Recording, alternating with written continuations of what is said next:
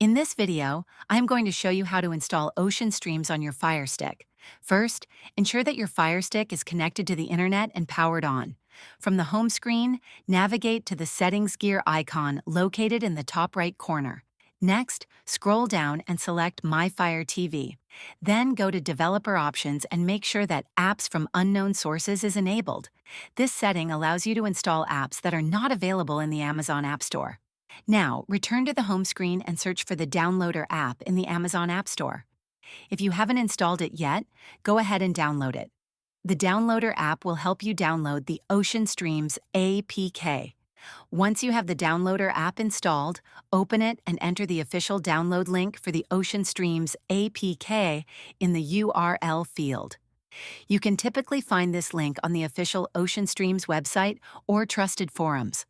Click Go to start downloading the APK file. After the download is complete, you'll see the installation prompt. Click Install to begin installing Ocean Streams on your Firestick. Once the installation is finished, you can choose to delete the APK file to save storage space. Finally, return to the home screen and you should find Ocean Streams in your apps list. Launch the app, and you can start enjoying a wide variety of movies and shows. If this video helped you, please like and subscribe to the channel.